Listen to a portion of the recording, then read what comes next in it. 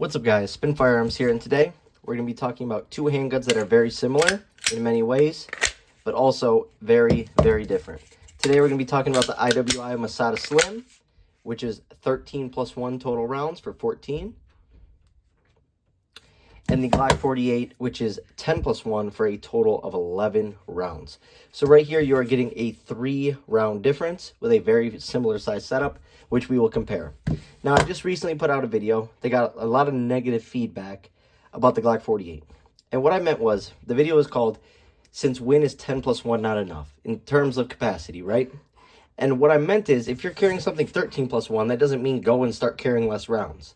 What I meant was, if you have a Glock 48 or a Glock 43X, and you want 15-round capacity, do not use shield arms. Do not use PSA magazines. They are garbage. They are trash.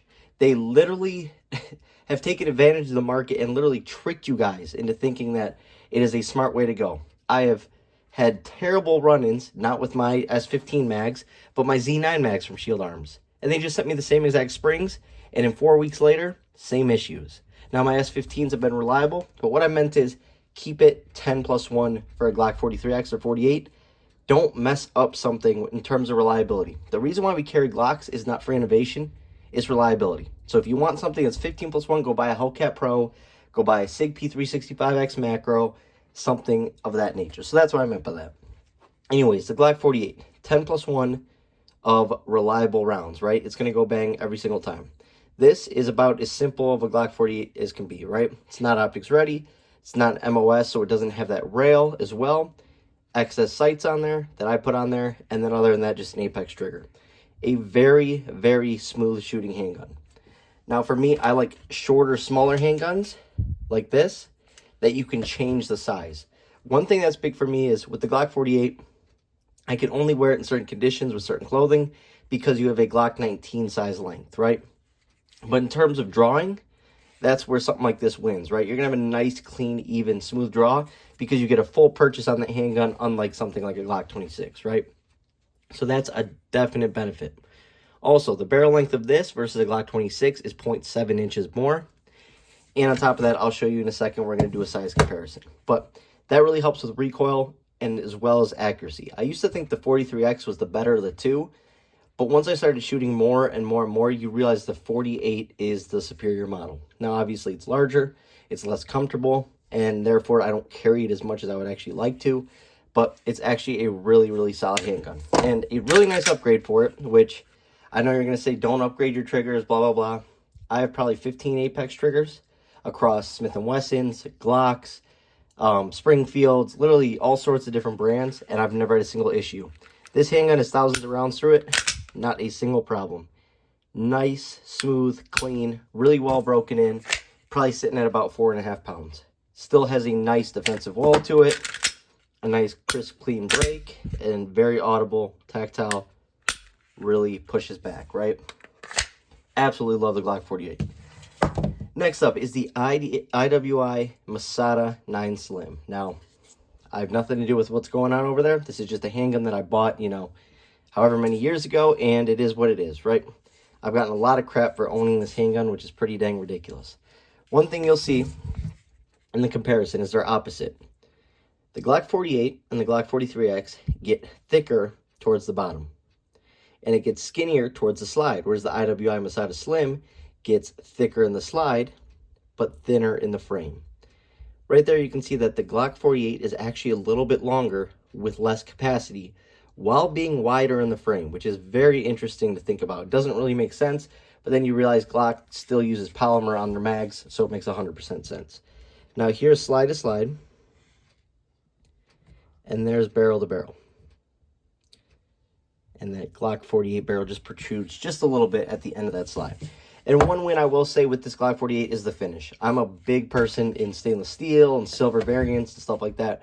But I just wish they would release each model, do a run of 10,000 Glock 26s, 43Xs, 48s, 19s, 23s with this finish. It's just a beautiful finish. It's perfect.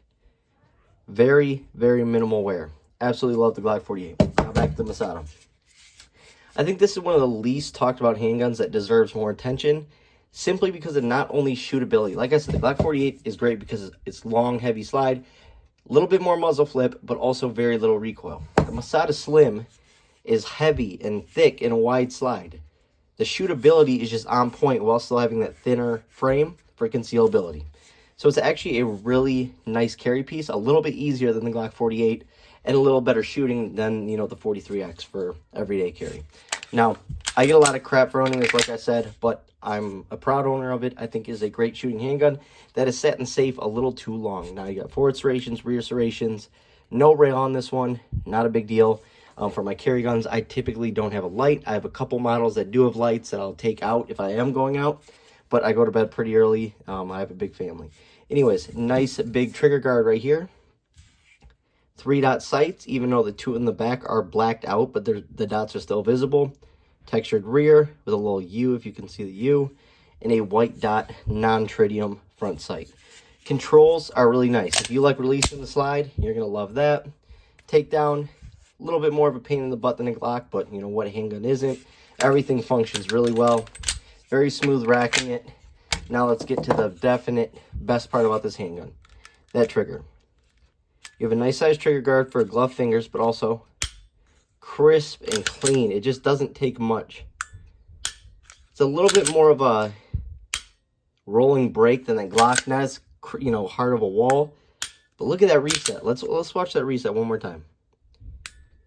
Even with an upgraded Glock trigger, you are not going to find a reset like this. So that's why I'm willing to have that longer, little bit of a rolling break on that first trigger pull, because I know those follow-ups are absolutely ridiculous. This handgun was definitely thought of better than the 43X and 48 in terms of capacity, making the slide a little bit heavier, even though a lot of people go for the Glocks 43Xs and the 48s because they are so light. When I feel them like this, you can definitely notice a difference, and the IWI is heavier, and it is probably by a couple ounces if I had to guess. But everything runs on this handgun, and I think it deserves a little bit more quality. It also takes, I believe, CZ75 mags, which is pretty crazy, but I am not sure that it takes every CZ75 mag on the market. I know there's been some that don't run, some that do, so, you know, with stuff like that, it's sort of hard to find the right ones, but it is what it is. The Masada Slim, I think, does fall short of the Glock 48, in my opinion, just because I like the Glock 48's reliability. I just trust Glock. I don't know what it is. You can say whatever you want. Oh, all these other companies have the same reliability. I just have not experienced reliability like Glock. So that's my personal preference. If you've had a different experience, that's you. So it is what it is.